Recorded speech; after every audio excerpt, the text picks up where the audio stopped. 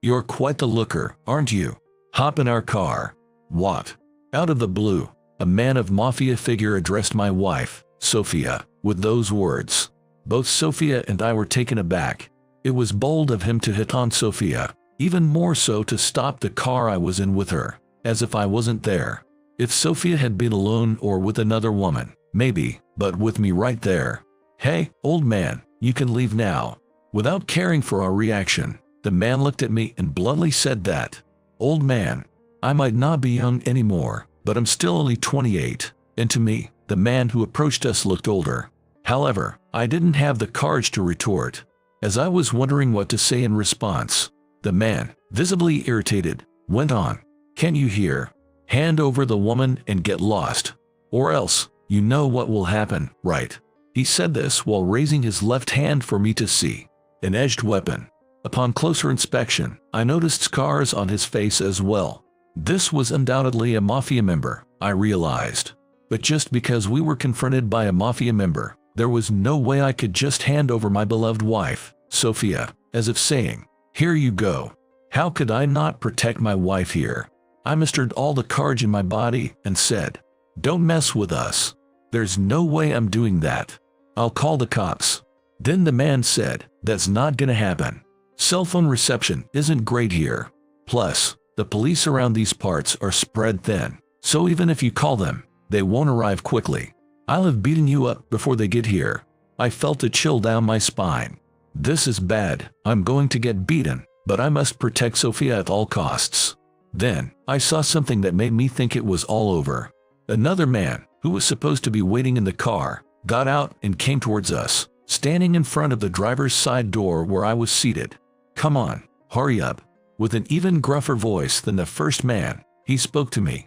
When I remained silent, his hand reached through the window and grabbed me by the collar. "Stop it, I'll call the cops. All this cop talk is getting annoying. I told you, you can't call them. Weren't you listening to me?" I heard the first man's voice saying that. I was confused, but the only thing I was sure of was that I was in a pinch, desperately thinking of a way to get out of this situation. I have to protect my wife at all costs. If anything were to happen to Sophia, I couldn't let that slide. While being grabbed by the collar, I turned to check on my wife's safety. Then, I saw something astonishing.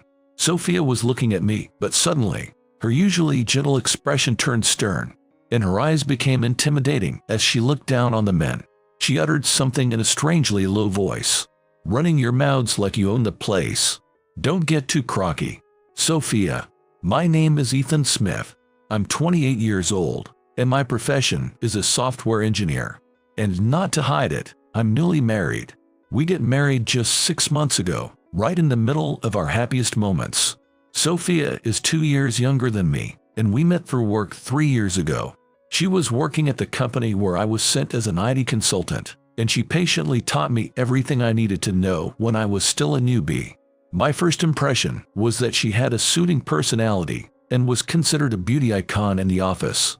So, a plain guy like me thought it would be presumptuous to even speak to her, and I never initiated a conversation. However, her kindness shone through as she occasionally made small talk during breaks, easing my nerves. But my stint at the said company was brief, just 2 months, and I didn't get particularly close to her before my assignment ended. Afterward, I returned to my original position, knowing I'd likely never see her again. Weeks later, one evening as I finished work and was walking to the nearest subway station, I heard a woman's voice call out, "Mr. Smith." Taken aback, I turned to find her smiling brightly, saying, "Long time no see. Remember me? I'm Johnson." Of course, I remembered. That woman was Sophia. By the way, Johnson was Sophia's maiden name before she got married. "Oh, of course, I remember you, Ms. Johnson. What brings you here?" Caught between happiness and embarrassment, I hastily responded, "I came to deliver something you left behind. This." With that, she pulled something from her bag and handed it to me. Seeing what it was, I felt even more embarrassed. It was a team mascot keychain. I'm embarrassed you went out of your way to return such a thing.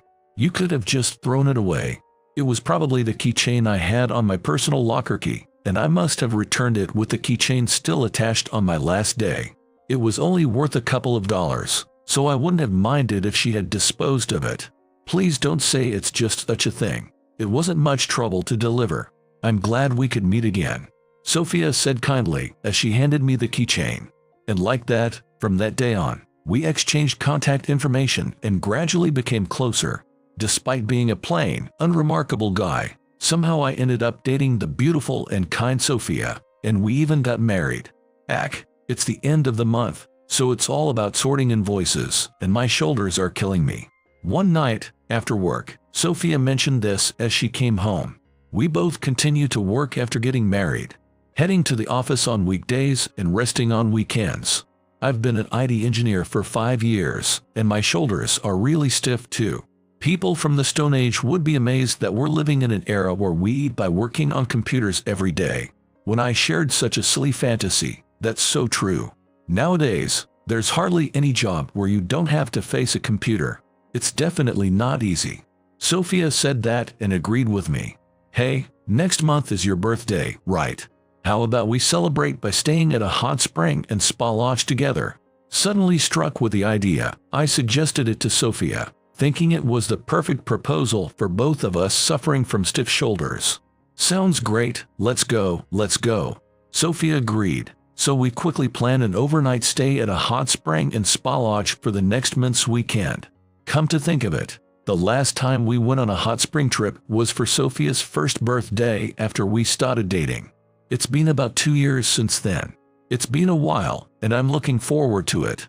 Then, before we knew it, the next month arrived, and the long-awaited day for our hot spring trip came. We decided to go by car, and I took the driver's seat, claiming the role because I enjoy driving and am used to it. If you get tired, Ethan, I can take over anytime, Sophia offered. Just her thoughtfulness alone was appreciated. Living together after getting married, it's easy for each other's presence to become taken for granted amidst daily life, but going on a trip like this allows us to step out of the ordinary and rekindle the romantic feelings for my wife. Sophia, you look beautiful today. Seeing my wife in a casual style with jeans and sneakers for the trip, those words just slipped out. Stop it, you're making me blush, she said, her embarrassment only making her cuter, and I fell for her all over again. Well, brooding aside, we set off in our car. We planned to take Route 101 toward Northern California and switched to Route 1. Driving in unfamiliar territory, I felt a bit anxious following the navigation. How about we grab some lunch along the way? What do you feel like eating, Sophia? When I asked, Sophia replied, I've actually already looked it up. There's a diner that serves seafood meals.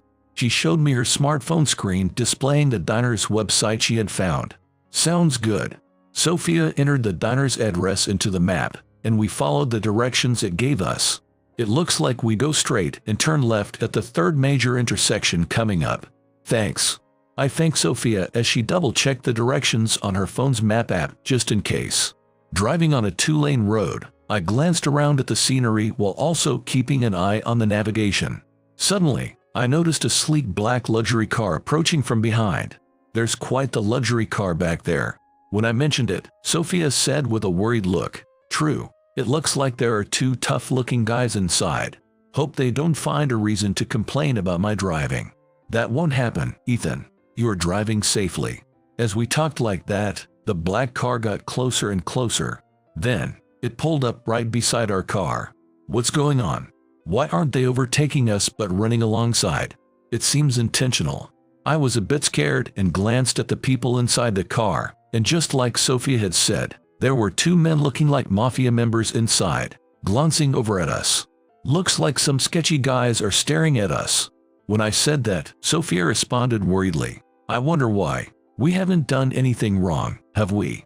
I've been driving completely safely, not causing any trouble for other cars. I said confidently, but the sleek black luxury car didn't move away from us and kept pace at our side. When one of the men and I made eye contact, he began to say something and started gesturing. I couldn't hear what he was saying because the car windows were up, but his gestures were so forceful that I thought it would be scary to ignore him and make him angry, so I rolled down the window. Pull over. The man also rolled down his window and said that to me. I couldn't resist and reluctantly slowed down to stop the car on the shoulder. Seeing that, The men stopped their black luxury car behind mine. I hope we don't get yelled at. Yeah. All I felt was unease. It seemed like nothing good could come from this situation. The door of the car behind us opened, and only one of the two men got out. He was wearing a slim suit and sunglasses, looking tough. This has got to be some kind of mafia, I thought to myself, feeling a wave of tension. With no other choice, I left the driver's window down and sat waiting. Then, the man walked around to the passenger side of our car, where my wife, Sophia, was sitting, and tapped on the window. Sophia hurriedly rolled down the window. Well, what do we have here? The man started talking to Sophia as she opened the window. My hands trembled with anxiety. You're quite the looker. Why don't you hop in our car? What? Both Sophia and I were taken aback by his sudden proposition. It was bold of him to stop a car with me in it just to hit on my wife. Hey, old man, you go home. The man looked at me and dismissed us without care for our reaction. Old man. I might not be young anymore, but I'm still only 28, and the guy who approached us looked older than me, I thought. But I didn't have the courage to say that back to him. Lost for words, the man seemed irritated and said more. Can't you hear me? Hand over the woman and get lost. Or else, you know what will happen. He said this while showing me his left hand, an edged weapon. Looking closer, I could see scars on his face too. This was definitely a mafia member. But just because we're being hassled by the mafia doesn't mean I can just hand over my beloved wife with a here you go. How could I not protect my wife in such a situation? Gathering all the courage I had, I said, Don't be ridiculous. There's no way I'd do that. I'll call the cops. Then the man replied, That won't work. The cell signal here is bad, and the cops in this area are spread thin. They won't arrive quickly. I'll have beaten you up before they get here. A chill ran down my spine. This is bad. We're going to get hurt, but I must protect Sophia at all costs. Then, seeing what came into my view, I thought it was all over. The other man, who had been waiting in the car, got out and approached us, standing in front of the driver's side door where I was seated. Come on, hurry up, he said with an even gruffer voice than the first man. When I remained silent, a hand reached through the window and grabbed me by the shirt. Stop it, I'll call the cops. All this cops noise. Can't you get it? You can't call them. Didn't you listen to what I said? I heard the first man's voice say. Confused and realizing I was in a pinch, I desperately thought of a way to get out of the situation. Above all, I needed to protect my wife at all costs. If they laid a hand on Sophia, I had to stop them at all costs. While being grabbed, I turned to check on my wife's safety. To my surprise, what I saw next was astounding. Sophia was looking at me, but her usually gentle expression had completely changed to a stern look. Her eyes turned fierce, looking down on the men. She uttered something in a strangely low voice. Running your mouths like you own the place. Don't get too cocky. Sophia snapped back, showing a fierce side of herself. Sophia. Even the men seemed taken aback by her sudden change, pausing for a moment in surprise. After a brief silence, the man by the passenger side spoke up. Sis, you've got quite the mouth on you for someone who doesn't look it. This is a surprise. Unfazed, Sophia addressed the man on my side. First off, let go of my husband's shirt.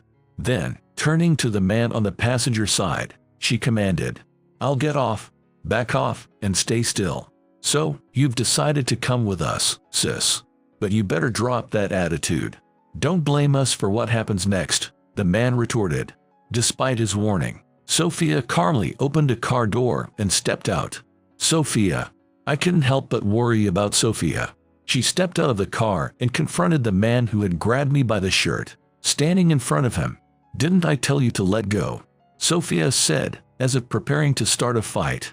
Stop, Sophia. It's dangerous. However, seeing her stance, the man by the driver's side released me and stepped back, creating distance between them.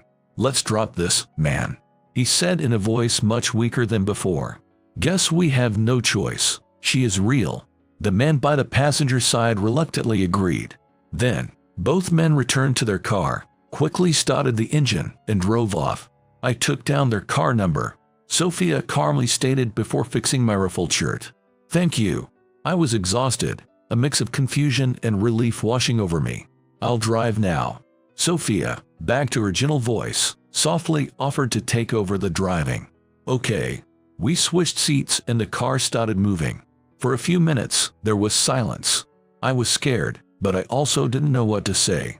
Sensing how I felt, Sophia was the one to break the silence. "I used to take karate self-defense classes," she said. Seeing how Sophia handled those things, I had suspected as much, so I replied, "Is that so?" I was surprised to see the usually calm Sophia act like that, but not in a bad way. It was me being useless that led to you driving them away. "Thank you." I genuinely thanked her. "It's still a shock, isn't it?" Sophia murmured. "I hadn't heard about you learning self-defense. Did you do it when you were a kid?" I asked. Not exactly. I was a kid during high school days," she answered. "We had talked about various life events before we got married, intending to share our pasts with each other. But what I knew about Sophia's teenage years involved piano and painting lessons during her elementary school days, and that she was in the art club in middle school. In my mind, Sophia had always been more of a delicate lady. Even though I pictured Sophia, wrestle opponent with karate technique didn't really click with me. Seeing Sophia take on those things was a shock, but it also made me realize that even as a married couple, there's still so much we didn't know about each other, and I wasn't upset about it. With that conversation behind us, we drove to the diner we had planned on visiting, arriving just in time for lunch and enjoyed some delicious seafood dishes. Afterward, we headed to our lodging, checked in, and relaxed in our room before soaking in the open-air bath. The luxurious dinner impressed us both and helped melt away the stress of our daily jobs. And then, that night, we decided to go to bed early since we wanted to start the next day early, and quickly got into bed. Just as I was about to fall asleep, Sophia called me within seconds. "What's up?" I responded. Sophia then said, "There's something I haven't told you." She paused, making me tense up, wondering if it was something difficult to say. "Something you haven't told me?" I asked. "Yes," Sophia replied, and then she began to speak, her voice heavy with significance. "About what happened during the day. Do you mean when we were confronted by those tough-looking guys?" I asked back. Sophia simply replied, "Yes. There was a reason I learned boxing." "A reason?" I asked. Sophia continued her story. "I wanted to be strong. I wanted to become strong because I had a dream." It was the first time I was hearing this. I listened intently to her. "I aspired to be a police officer. A female police officer. Cool, right? So, I aimed to become as strong as possible." I was surprised by Sophia's words, but intrigued by the continuation of her story. I kept silent. "And actually, I met you when we were kids." "What?" That certainly surprised me. "What exactly is that?" "My parents, my dad and mom, were always fighting and throwing things at each other.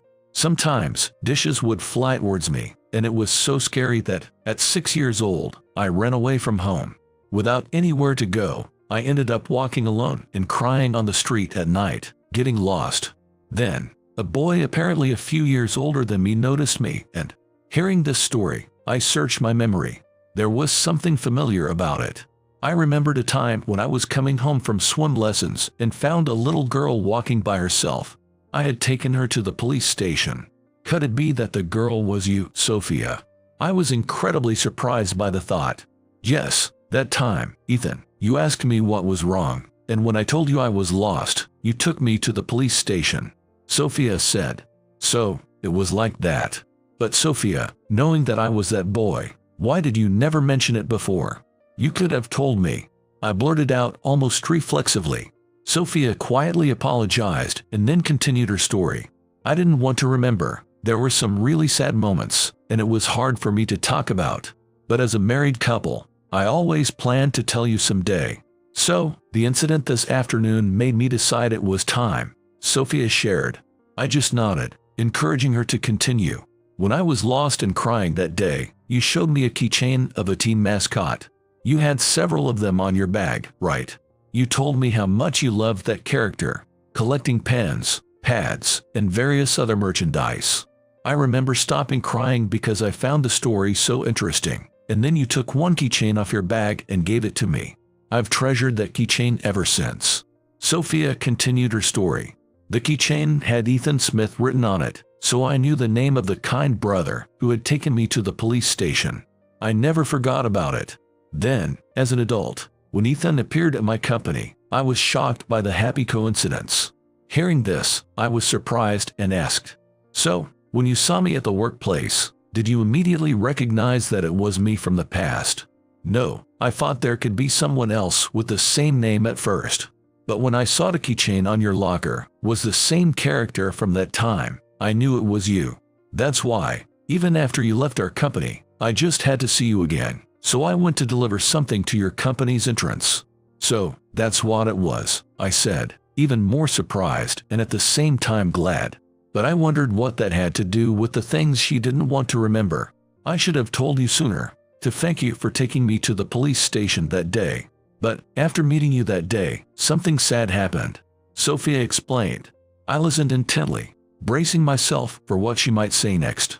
"Do you remember the female police officer at the station?" "Yes, now that you mention it, I do remember," I confirmed, having a clear memory of it. "Her name was Officer Miller. I know her name because after that, I ran away from home several times and ended up at that police station." "Really?" I knew Sophia's parents had a tumultuous relationship and eventually divorced. After the divorce, she lost contact with her father and hadn't been able to tell him about our marriage. I had only spoken to Sophia's mother over the phone when we got married, as she didn't seem interested in meeting. I understood both her parents were far from being nurturing. Sophia had told me, "You don't need to get involved with my parents." With my parents always at odds and the house in chaos, I didn't want to be home. It felt more like I was running away to play at the police station rather than running away from home. But technically, it was still running away. Officer Miller was very kind to me, listened to my stories, and became a place of refuge for me. "I see. I had no idea that me taking you to the station would lead to you frequently visiting there." I said that while nodding. "Yes, I consider it thanks to you, Ethan. If I hadn't met Officer Miller that day, who knows how I would have ended up. I might have been mentally distorted." Sophia said so. Then her continued talking. "After sharing my story with Officer Miller, I felt relieved. And then, I realized the only home I had to return to was with my parents, so I decided to live with it and went back. I lived like that for a while until I was 8 years old." Sophia paused, hesitating for a moment. "Officer Miller passed away. One day, when I went to the station as usual, a different officer was there. When I asked about her, they told me she had died. At that time, I didn't fully understand what it meant for someone to die. Her colleague mentioned that, though she appeared healthy, she had been suffering from a chronic illness. She had wanted to fulfill her duty as a police officer, but she lost her battle." Hearing this, I felt a pang in my heart, realizing how hard it must have been for Sophia. Hearing about the tough experiences Sophia faced as a child made me feel pained as well. She didn't want to remember them, and it must have been hard for her to tell me. But back then, I was resilient. Thanks to Officer Miller's station, I became mentally stronger. So, although I was deeply saddened, I knew Officer Miller wouldn't want me to stay sad. I decided to live my life looking forward, and chose to become a female police officer in her place. "I see, that's why you took up karate." I connected the dots with the story from earlier. Yes, I wanted to strengthen both my body and mind, to stand up against bad people. There was a community center offering karate classes at a low cost, and I paid for them with my part-time job earnings in high school. But then, I was afraid to listen to the rest of Sophia's story. Sophia had such a strong will to become a police officer, but I was worried about what would happen next. After my parents divorced when I was 9, the family troubles stopped, which was a relief. However, we were financially struggling, and my mom expected me to work and support her after high school graduation. I thought about joining the police force right after graduating, but my mom refused to allow it without giving a clear reason, which led to fights. I wanted to be free from my selfish parents and leave home. My mom said if I wasn't going to become a police officer, I might as well leave. "So, you gave up on becoming a police officer and left home," I realized. When I answered that, Sophia whispered, "Yeah." Knowing that Sophia had a strained relationship with her parents and had faced various struggles and hardships from a young age, I felt an even stronger need to support her as her husband. But Sophia, now that you've left home and we're married, forming our own family, if you really want to pursue becoming a female police officer, I think you should. I'll support you, I earnestly told her. Ethan, Sophia responded, seemingly surprised. Thank you. Actually, there's more to the story, she said. Yeah. I was a little nervous again as I waited for the conversation to continue. After I left home, my mother called me to talk about Officer Miller. Apparently, Officer Miller was my mother's classmate and best friend during their school days. However, due to my mother's selfishness, they had a fallout and became estranged as adults. Despite this, being the kind person she was, Officer Miller probably wanted to help the daughter of her former best friend, who showed up at her station.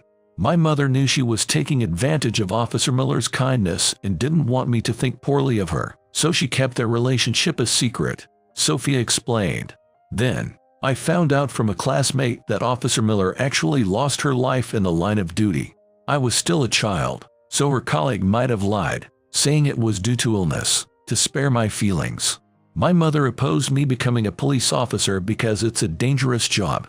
She didn't want me to pursue it, which is why she strongly objected. While I was surprised by the many stories that came one after another, I thought Sophia's mother must have loved her daughter in her own way. Realizing that as her current family, my role was to protect her, I moved to gently hug Sophia, who had shared so much with me. However, what I saw was my loving wife, who had fallen asleep with tears still in her eyes, sleeping peacefully. Our 2-day hot spring trip and spa came to an end, and we enjoyed a morning bath, a breakfast buffet, and visiting nearby tourist spots before safely returning home without any further encounters with the tough-looking men. Regarding the incident on the way there, Sophia had called the local police and provided them with the license plate number of the black luxury car. Later on, we heard that those men were arrested for a different theft, leading me to think about karma and feeling a sense of relief. Since that trip, Sophia seemed to have been pondering a lot and started practicing karate again. If Sophia decides to pursue becoming a female police officer again, I want to support her fully. While I genuinely don't want my beloved wife to take on a dangerous job, I also believe it's important to support her life choices. Realizing my own helplessness when we were confronted by the tough-looking individuals, I acknowledged that I should reflect on myself first. Maybe I should take up karate too. When I said this, Sophia gave me the most charming smile and said, "That sounds great," then playfully applied a self-defense move on me, causing us both to laugh.